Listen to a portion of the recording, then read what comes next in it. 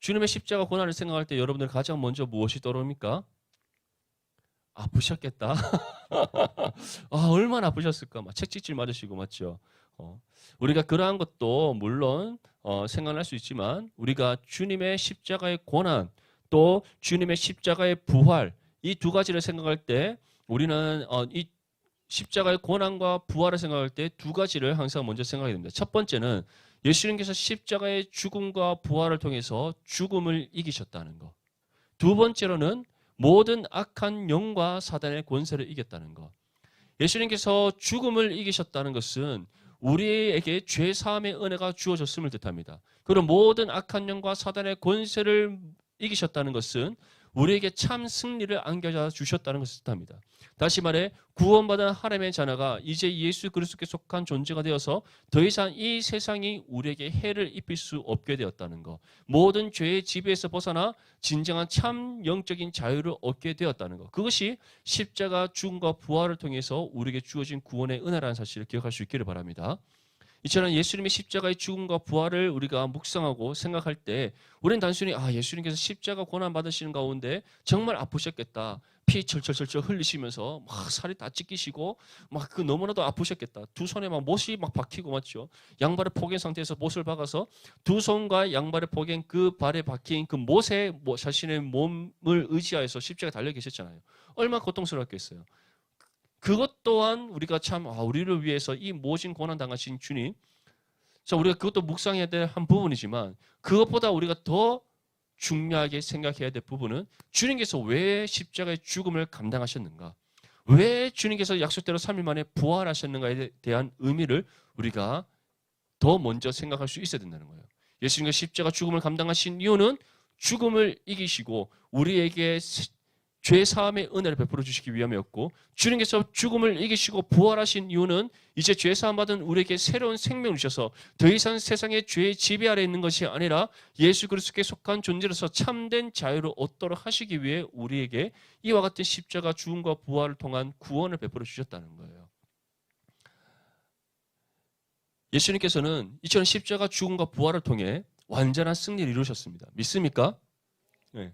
죽음을 이기셨다는 것은 정말 대단하지만 모든 악한 영과 사단의 권세를 이기셨다는 것 또한 주님께서는 죽음뿐만 아니라 죄와 관련된 모든 것으로부터 승리를 이루셨다는 것에 대한 증거를 우리에게 보이신 거예요. 그렇다면 우리는 이 땅 가운데 어떻게 살아야 되겠습니까? 여전히 죄의 지배 아래에 있는 세상에 속한 사람들과 똑같은 모습으로 살아가야 되겠어요? 그렇지 않겠죠? 우리의 생각과 우리의 마음과 우리의 삶의 모든 양식과 우리의 삶의 모든 모습이 어떻게 됩니까? 세상과 구별됨을 나타낼 수 있어야 되는 거예요. 그럼 세상과 구별됨을 나타내는 것이 어떠한 것입니까? 항상 제가 반복적으로 계속해서 얘기하지만 세상과 구별되는 방법은 단 하나밖에 없습니다. 무엇이다? 복음과 삶의 일치를 이루는 거. 믿습니까? 예, 그것밖에 없어요. 딴 거 아무것도 없습니다. 복음과 삶의 일치를 이루는 거. 복음과 삶의 일치를 이루어갈 때 우리의 생각과 마음이 누구의 통치와 지배를 받게 됩니까? 성령의 통치와 지배를 받게 돼요. 우리가 복음과 삶의 일치를 이루어갈 때 우리의 삶의 양식이 세상과 똑같습니까? 달라질 수밖에 없는 거예요. 우리가 붙잡고 살아가는 세상의 가치가 이제는 더 이상 이 땅에 속한 것이 아니라 무엇이 속한 것? 하나님 나라에 속한 가치를 붙잡고 살아가게 됩니다. 모든 우리의 삶의 가치, 삶의 의미, 삶의 목적, 우리의 생각, 가치가 모든 것들이 복음과 삶의 일치로 간다면 세상과 다 구별될 수밖에 없는 거예요. 그것이 바로 예수님의 죽음과 십자가의 죽음과 부활을 통해 구원받은 하나님의 자녀들이 살아가야 될 삶의 모습이라는 사실을 기억할 수 있기를 축복합니다. 이에 대해 사도 바울은 다음과 같이 전합니다. 로마서 6장 8절에서 9절 말씀에 만일 우리가 그리스도와 함께 죽었으면 또한 그와 함께 살 줄을 믿노니 이는 그리스도께서 죽은 자 가운데서 살아나셨음에 다시 죽지 아니하시고 사망이 다시 그를 주장하지 못할 줄을 알미로라. 자, 우리가 만약에 그리스도와 함께 죽었다면 우리는 어떻게 된다? 그와 함께 산다. 이것은 곧 갈라디아서 2장 20절 말씀에 나오듯이 우리가 예수 그리스도의 십자가에 함께 못 박혀 죽었으니 더 이상 내 안에 내가 사는 것이 아니요 누가 사는 것이다? 우리 주 예수 그리스도께서 사는 것이다. 사도 바울이 고백하잖아요. 이처럼 우리가 예수 그리스도의 십자가의 죽음과 부활을 통해서 이루신 구원이 우리 가운데 임한다면 우리의 옛 죄의 삶이 예수 그리스도의 십자가에 함께 못 박혀서 이제 그 모든 옛 죄의 삶과 죄의 허물을 다 벗겨지게 됩니다. 이와 함께 예수님께서 죽음을 이기시고 부활하심을 통해 이루신 그 구원이 우리 가운데 임함과 동시에 이 시에 죄로 인해 죽었던 우리의 영혼에 무엇이 임합니까? 새로운 생명이 임합니다. 그래서 더 이상 우리가 죄의 지배 아래서 죽은 존재가 아니라 그 죄의 지배에서 벗어나서 해방되어져서 진정한 하나님 안에서 참 자유를 얻은 하나님의 자녀로서 새로운 생명을 얻은 새 피조물이 되는 거예요. 이것이 바로 거듭남의 은혜요 구원의 은혜입니다. 그러한 은혜를 받은 우리에게 지금 바울이 무엇이라고 고백하고 있습니까?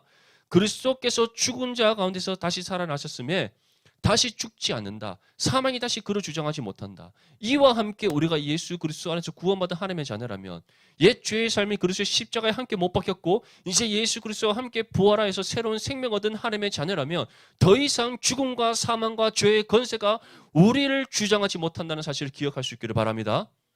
그러한 사실을 우리가 믿는다면 세상을 두려워할 이유가 있습니까?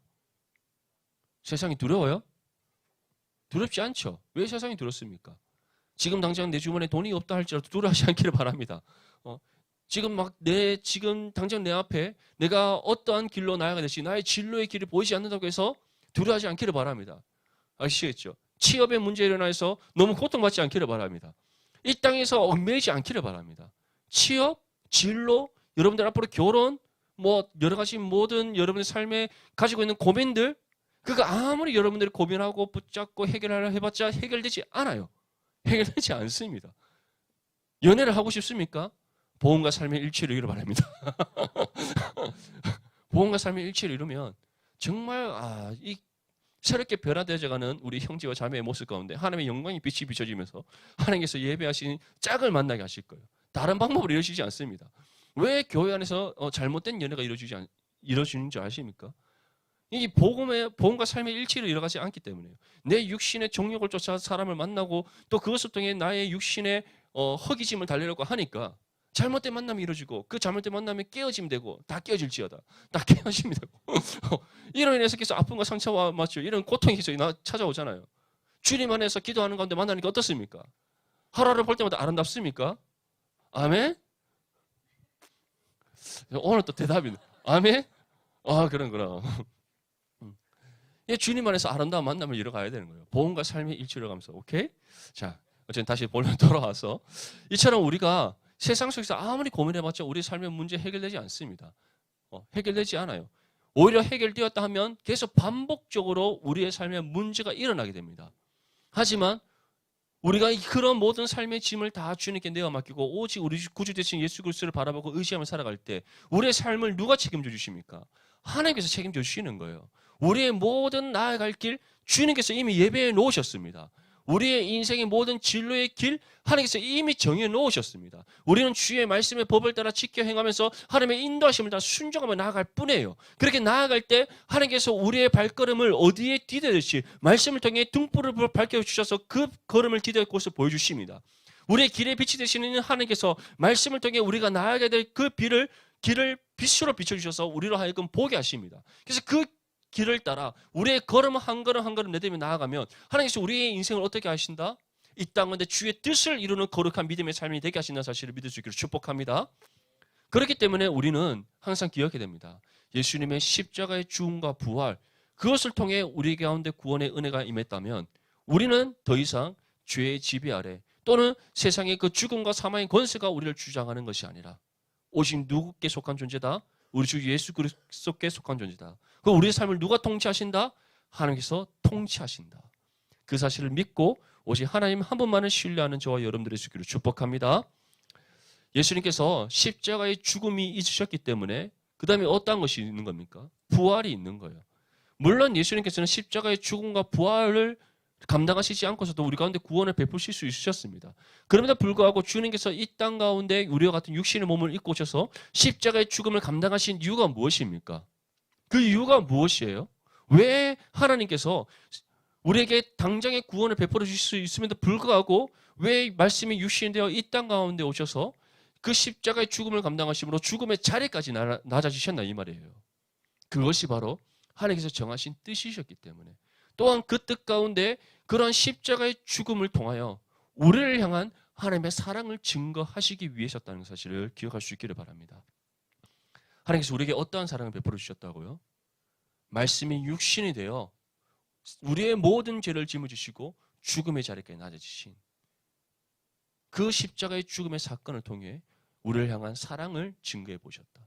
다시 말해 하나님께서는 자신의 생명보다 우리를 더 사랑하셨다는 거예요. 이 사실을 믿습니까? 그렇다면 하나님 앞에 우리가 어떤 고백을 날마다 드려야 되겠어요? 그렇죠. 감사. 또 영광. 영광이라는 것은 우리가 오직 하나님을 위한 삶을 살아가겠다고 우리의 선삶을 드리는 것입니다. 그리고 주님의 그 영광의 이름을 찬송하는 것. 이와 함께 우리가 항상 누구만을 사랑해야 된다? 하나님 한 분만을 사랑해야 된다. 그런 믿음의 삶이 될 수 있기를 간절히 소망합니다. 근데 한번 생각해 봅시다. 예수님께서 십자가의 죽음이 우리의 죄의 문제를 해결하는 정말 놀라운 사건이었어요. 죽음을 이기신 사건이었습니다. 사망의 권세를 이기신 사건이었어요. 근데 만약에 예수님께서 십자가의 죽음만 있으시고 부활이 없었다면 어떻게 되겠습니까? 그렇죠. 헛것이 되는 거죠. 헛것이라고 말하기는 좀 너무나 안타까운 사실인데 헛것이라기보다는 반쪽짜리가 되는 거죠. 왜냐? 예수님의 십자가의 죽음은 무엇을 해결하는 것이었다? 우리의 죄의 문제를 해결하는 것이었어요. 예수님께서 자신을 하나님 앞에 거룩한 화목 제물로 드리심으로써 우리의 모든 죄값을 갚아주셨습니다. 그것이 바로 십자가의 죽음이 가져다 주는 의미예요. 그런데 죽음이 있은 이후에 부활이 없다면 어떻게 되겠어요? 우리가 죄 사함의 은혜를 받았으나 여전히 우리는 죄의 지배 아래 있게 되는 겁니다. 죄의 지배 아래 갇혀 있게 되는 거예요. 그렇다면 우리는 죄 사함의 은혜를 받았지만 우리의 영혼이 어떤 거예요? 다시 살아나지 않은 상태. 여전히 죄로 인해 죽어 있는 상태. 새로운 생명이 주어지지 않는 상태가 되는 겁니다. 그렇다면 그것이 우리에게 구원이라고 말할 수 있겠습니까? 구원이라는 것은 새롭게 거듭나는 것, 새 피조물이 되는 것, 새로운 생명이 얻어서 새로운 존재가 되는 것이 구원인데 우리 가운데 새로운 생명이 주어지지 않는다면 그것이 구원이라 할 수 있습니까? 없다는 거예요. 그렇기 때문에 예수님의 십자가의 죽음이 있다면 반드시 무엇이 이루어진다? 부활이 이루어져야 되는 겁니다. 예수님께서 부활을 이루셨다는 것은 모든 악한 영과 사단의 권세를부터 승리를 이루시는 것뿐만 아니라 우리에게 무엇을 베풀어 주시는 것이었다? 죽어있던 우리의 영혼을 다시 살리시는 놀라운 은혜의 사건이었다는 거예요. 새로운 생명이 우리 가운데 주어지는 사건이었다는 거예요.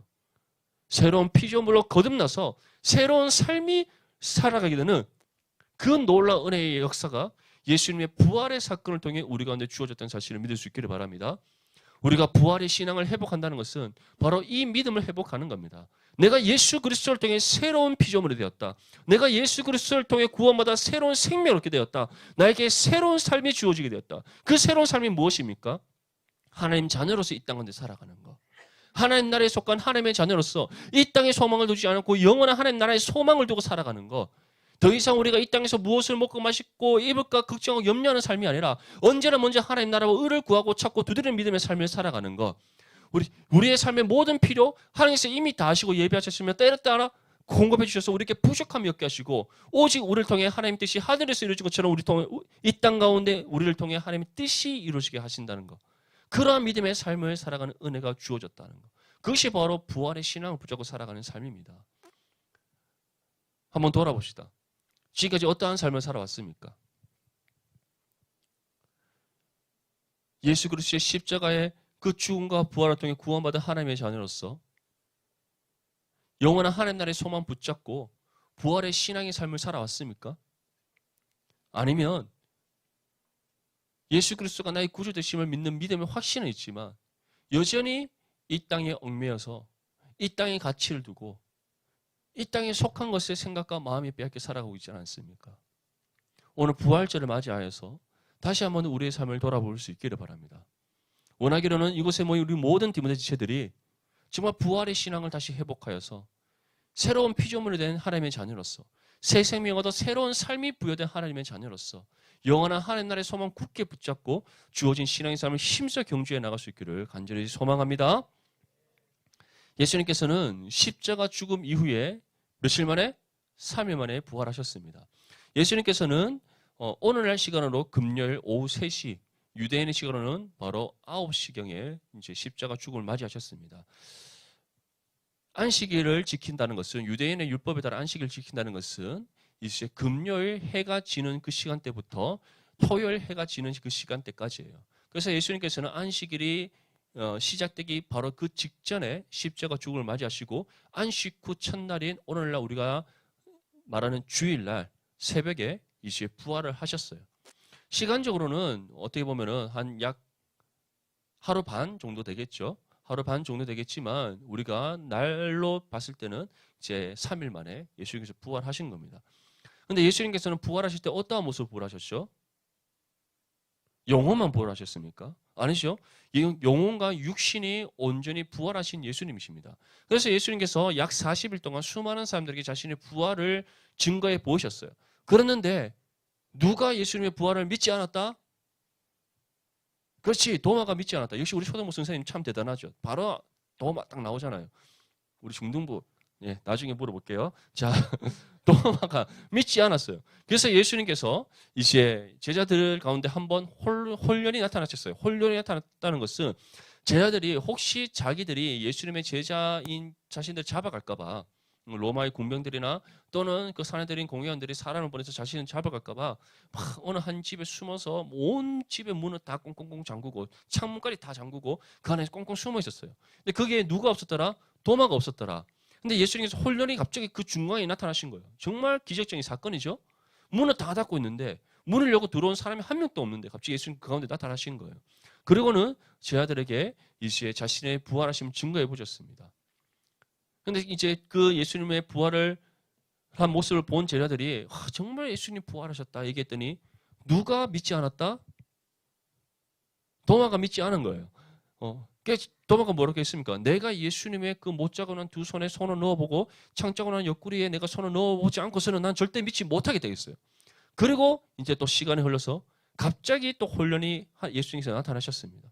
그때는 또 누가 있었다? 도마가 있었다. 그리고 예수님께서 도마에게 부르셔서 무엇이라고 말씀하셨습니까? 너의 손을 내밀어 못자고 난 내 두 손에 손을 넣어보고 내 창자고 난 옆구리에 손을 넣어보아라. 예수님께서 말씀하셨어요. 그래서 도마가 이제 넣어봤을까요? 안 넣어봤을까요? 넣어보지 않고도 당연히 보이겠지. 그래서 정말 예수님께서 다시 부활하시면 내가 믿습니다 했더니 예수님께서 그 다음에 무엇이라고 말씀합니까? 너는 나를 보고 믿느냐? 보지 않고 믿는 그 사람이 복되도다라고 말씀하셨어요. 이처럼 예수님께서는 자신의 부활을 완전히 증거해 보이셨습니다. 증거해 보신 그 사건, 이것은 예수님께서 이 부활을 그냥 단순히 내가 다시 살아났다는 것을 보이신 것이 아니라 우리에게 무엇을 증거해 보시기 위해 자신의 부활을 알리신 겁니까? 하나님의 구속의 사역이 완전히 성취되었다는 것. 그리고 이제 예수 그리스도를 믿는 믿음으로 구원받는 하나님의 은혜의 언약이 체결되었다는 것을 알리시기 위해 예수님께서 자신의 부활을 증거해 보이신 겁니다. 그리고 예수님께서는 이제 약 40일 동안 자신의 부활을 증거해 보이신 이후에 하늘로 승천하셨습니다. 그렇죠? 하늘로 승천하셨죠? 그리고 난 뒤에 예수님께서 이제 제자들에게 마지막 명령 내리십니다. 하늘로 승천하시기 전에 성령이 너희에게 임하시면 너희가 권능을 받고 예루살렘과 온 유대와 사마리아와 땅끝까지 이르러 내 복음의 증인이 되리라. 복음의 증인이 됨에 있어서 가장 첫 번째 전제 조건이 있다면 무엇이다? 성령이 임하는 것. 다시 말해 구원받은 하나님의 자녀들을 통해 하나님께서는 이 땅 가운데 예수 그리스도의 부활의 증인이 되게 하신다는 것을 우리에게 말씀하신 거예요. 사랑하는 우리 디모데 지체들, 우리가 이 땅 가운데 살아갈 때 왜 복음의 증인, 예수 그리스도의 복된 그 복음의 소식을 전하는 증인이 되어야 됩니까? 단순히 예수님께서 우리 가운데 명령하셨기 때문에, 예수님께서 마지막으로 남기신 그 지상 명령에서 우리가 알 수 있듯이 단순히 예수님께서 명령하셨기 때문이 아닙니다. 구원의 은혜를 받는 그 순간 예수님께서 우리를 위하여 감당하신 십자가의 죽음과 부활이 얼마나 중요한 것인지, 그리고 그 은혜가 우리 가운데 임했을 때 우리 안에서 어떤 것이 일어납니까? 우리가 그 은혜에 빚진 존재라는 사실을 우리가 깨닫게 되기 때문에 우리는 자발적으로 순종하여 복음의 증인에서 삶을 살아가게 되는 거예요. 우리가 살아가고자 아무리 힘써 노력한다 할지라도 우리 가운데 믿음이 없다며, 예수 그리스도의 구속하심의 은혜의 경험이 없다며, 그 은혜가 우리 가운데 있지 않는다면 우리는 복음의 증인이 될 수가 없습니다. 반대로 우리가 예수 그리스도의 그 구원의 은혜를 받고 또 성령이 우리 가운데 임하셔서 날마다 그 은혜 가운데 살아가게 하신다면 우리는 그 은혜에 비친 존재라는 사실을 깨닫고 자발적으로 순종하여 복음의 증인의 삶을 살아가게 된다는 거예요. 인위적으로 되는 것이 아니라 성령께서 우리 가운데 주시는 은혜 가운데 일어나게 되는 자발적인 순종이라는 사실을 믿을 수 있기를 간절히 소망합니다. 이처럼 우리가 예수 그리스도의 그 부활의 신앙을 회복하는 것도 중요하지만 또 우리가 가져야 될 중요한 한 가지가 있습니다. 바로 재림의 소망. 예수 그리스도의 재림의 소망이라는 거예요. 우리가 예수 그리스도의 부활의 신앙을 갖고 살아간다는 것은 바로 하나님의 자녀로서 우리가 이 땅 가운데 합당한 믿음의 삶을 살아감을 뜻합니다. 세상의 가치를 두지 아니하고 우리가 세속의 그 물결에 휩싸이지 아니하고 항상 복음과 삶의 일치를 이뤄가면서 하나님의 뜻에 합당한 믿음의 삶으로 나아가는 것, 그것이 예수 그리스도의 부활의 신앙을 붙잡고 살아가는 거예요. 근데 그러한 부활의 신앙을 우리가 온전히 살아가기 위해서 또한 우리가 가져야 될 소망이 있다는 거예요. 무엇에 대한 소망? 예수 그리스도의 재림에 대한 소망. 이에 대해서 오늘 본문 말씀에서는 다음과 같이 합니다. 우리 13절 말씀 함께 읽겠습니다. 시작. 형제들아, 자는 자들에 관하여는 너희가 알지 못함을 우리가 원하지 아니하노니 이는 소망 없는 다른 이와 같이 슬퍼하지 않게 하려 함이라. 아멘. 여기에서 사도 바울이 우리에게 무엇을 전합니까? 소망 없는 다른 이와 같이 슬퍼하지 말라. 실질적으로 사도 바울이 데살로니가 교회에 편지를 전하는 이때에 정말 로마는 계속해서 초대교회를 많이 박해하는 가운데 있었습니다. 로마가 이제 초대교회를 박해했던 그 이유는 단순히 이들이 예수 그리스도를 믿는다고 해서 박해를 한 것이 아니에요.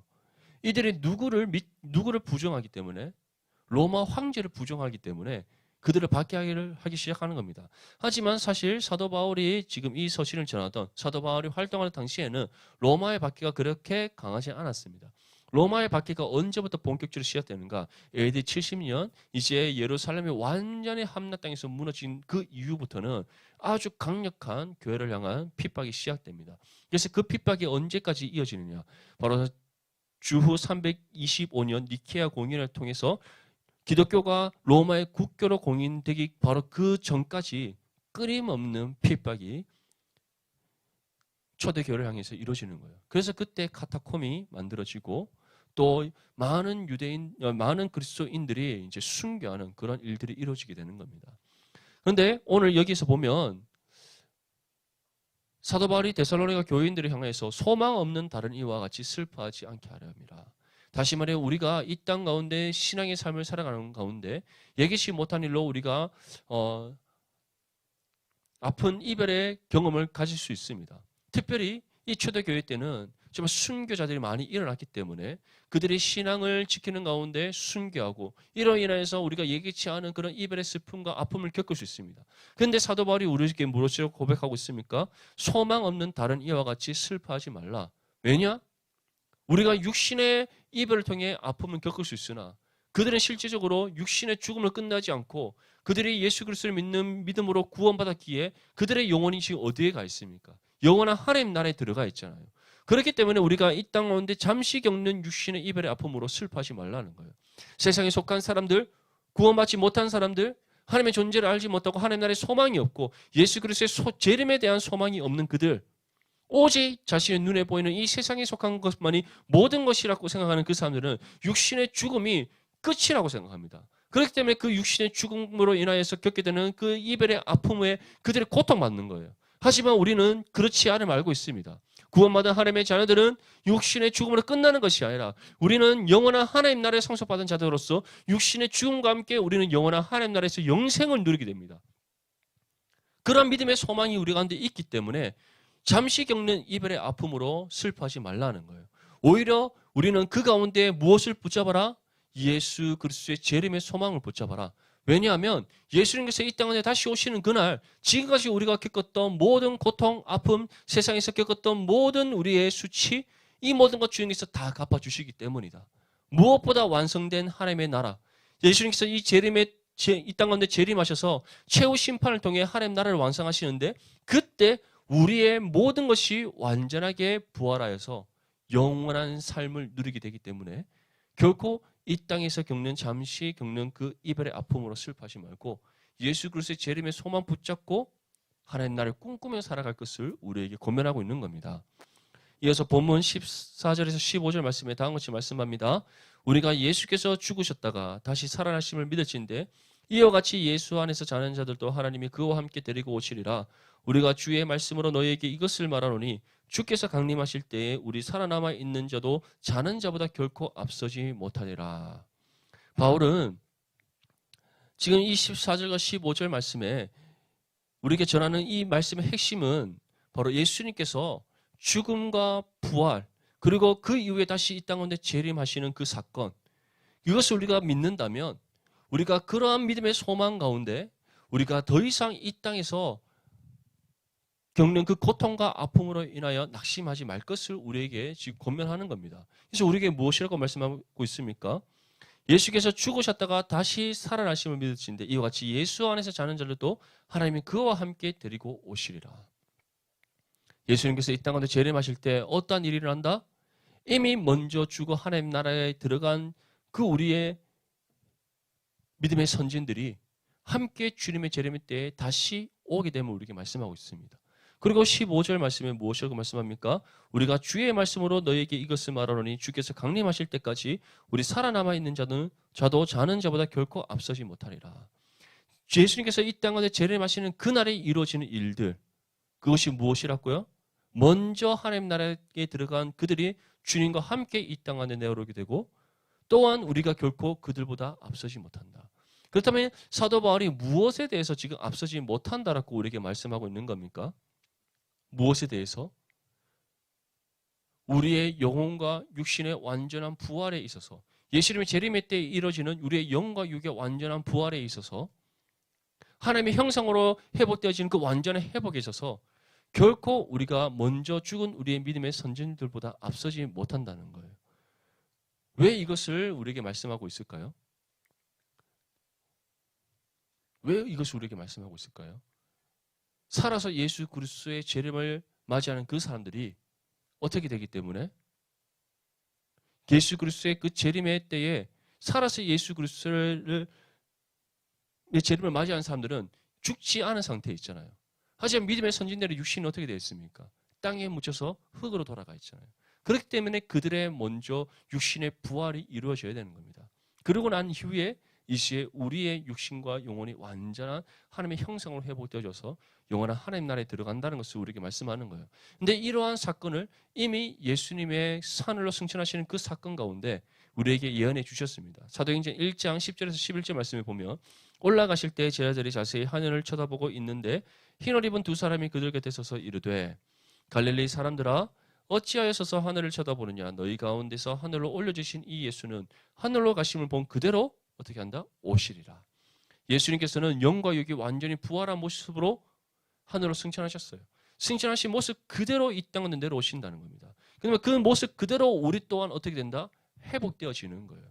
근데 지금 이 땅에서 예수님의 재림이 임하기 이전에 삶을 마친 그리스도인들은 어떻게 됩니까? 우리의 육신은 흙으로 돌아가고 우리의 하나님의 형상으로 회복된 우리의 영혼만이 하나님 나라에 들어가는 거예요. 그렇기 때문에 예수님의 재림의 때에 먼저 하나님 나라에 들어간 믿음의 그리스도인들의 그 영혼이 주님과 함께 이 땅 가운데 내려오면서 그들의 육신이 부활하여 그 영혼과 부활이 하나됨을 이루는 겁니다.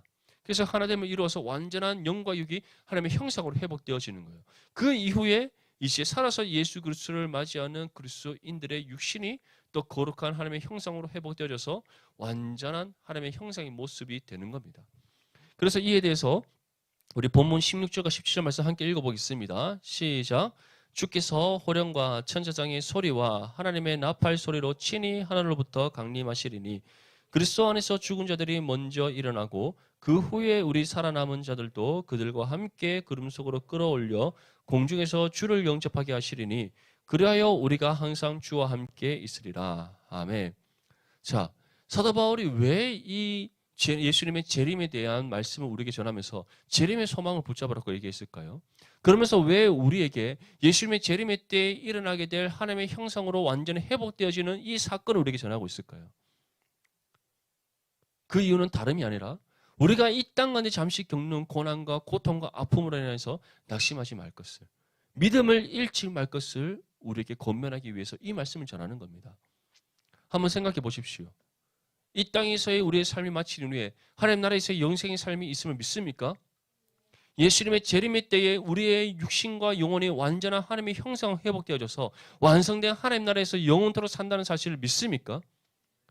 그렇다면 우리에게는 이미 무엇이 예비되어 있음을 믿는 거예요? 영생과 하나님의 형상으로서의 완전한 회복의 은혜가 이미 예배되어져 있음을 우리는 믿는 거예요. 그렇다면 유한한 이 땅에서 잠시 겪는 인생의 고난과 고통과 아픔을 인해서 우리가 낙심할 이유가 있습니까? 믿음을 상실할 이유가 있습니까? 하나님 앞에 정말 하나님 실망했습니다라고 우리가 하나님을 향해 원망할 이유가 있습니까? 없다라는 거예요. 또는 우리가 세상이 우리를 핍박한다 할 때, 그들이 우리를 공격한다고 할 때에 우리가 그들을 두려워할 이유가 있습니까? 그것으로 인하여 어려워하고 힘들어하고 정말 견딜 수 없습니다라고 하나님 앞에 울부짖을 이유가 있습니까? 없다라는 거예요. 재림의 소망을 우리가 가지고 있다면 완전한 하나님의 나라가 이 땅인데 반드시 완성되어지고, 또한 그때 우리가 영과 육이 하나님의 완전한 형상으로 회복되어져서 영원한 삶을 살아가는 그 은혜가 이미 우리 가운데 예배되어 있다는 사실을 우리가 믿는다면, 이 땅에서 잠시 겪는 고난과 고통과 아픔으로 인해서 우리가 낙심하거나 실망하거나 하나님을 향해 원망할 이유가 전혀 없다라는 거예요. 오히려 우리는 그러한 일들을 겪으면 겪을수록 세상이 거센 폭풍같이 우리를 향해 몰아치고 우리를 힘들게 하면 할수록 우리는 다시금 기억해야 됩니다. 우리에겐 재림의 소망이 있다. 그 소망이 있기에 너희가 아무리 나를 공격한다 할지라도 나는 그것 때문에 나는 넘어지지 않는다. 그 어떠한 너희의 거센 풍랑과 같은 공격도 나에게 해를 입히지 못한다. 그러한 담대한 믿음으로 이 땅 가운데 살아갈 수 있어야 됨을 믿을 수 있게 축복합니다. 사도 바울은 고린도전서 15장 50절에서 53절 말씀에 다음과 같이 말씀합니다. 형제들아, 내가 이것을 말하노니 혈과 육은 하나님 나라를 이어받을 수 없고, 또한 썩는 것은 썩지 아니하는 것을 유업으로 받지 못하느니라. 보라, 내가 너희에게 비밀을 말하노니 우리가 다 잠잘 것이 아니요 마지막 나팔의 순식간에 혼련이 다 변화되리니 나팔 소리가 나매 죽은 자들이 썩지 아니할 것으로 다시 살아나고 우리도 변화되리라. 이 썩을 것이 반드시 썩지 아니할 것을 입겠고 이 죽을 것이 죽지 아니함을 입으리로다. 우리의 썩을 육신, 죽어야 될 우리의 육신이 더 이상 썩지 않고 죽지 않는 완전한 하나님의 형상으로 회복되어진다. 그 날이 반드시 임한다. 그렇기 때문에 우리는 이 유한하고 가치 없는 이 세상에 소망을 두지 말고 영원한 하나님 나라를 꿈꾸며 우리에게 주어진 재림의 소망 굳게 붙잡고 살아갈 것을 우리에게 권면하고 있는 겁니다. 혈과 육은 하나님 나라를 이어받을 수 없습니다. 썩는 것은 썩지 아니하는 것을 유업으로 받지 못합니다. 하지만 우리는 이미 하나님 나라를 유업으로 받았습니다. 그 이유가 무엇이죠? 우리가 예수 그리스도를 믿는 믿음으로 구원받았기 때문에, 우리의 영혼이 하나님의 형상으로 회복되어졌기 때문에, 그리고 예수님의 재림의 때에 우리의 육신 또한 썩지 않고 죽지 않는 완전한 하나님의 형상으로 회복되어져서 우리의 영과 그 회복된 육신이 하나됨을 이루어 완전한 거룩한 하나님의 자녀의 모습으로 변화되어져서 완성된 하나님 나라에서 영원한 삶을 살 것을 우리가 믿기에 우리는 이 땅 가운데 소망을 두지 않는 겁니다. 이런 믿음이 우리 가운데 있다면 더 이상 세상 가운데 겪는 고난과 고통을 인하여서 낙심하지 않기를 바랍니다. 하나님을 향해 실망하지 않기를 바랍니다. 원망하지 않기를 바랍니다. 영원한 하나님 나라를 꿈꾸고 우리에게 주어진 예수 그리스도의 재림의 소망 굳게 붙잡고 주어진 믿음의 삶을 힘써 살아가는 저와 여러분들이 될 수 있기를 바랍니다. 이것이 바로 하나님께서 우리에게 원하시는 삶의 모습이고, 또 그런 우리의 모습을 통해 하나님께서 자신의 영광의 빛을 비추어 그의 살아내 계심을 증거하신다는 것. 저와 여러분들이 그런 믿음의 삶을 살아갈 수 있기를 주님의 이름으로 축복합니다.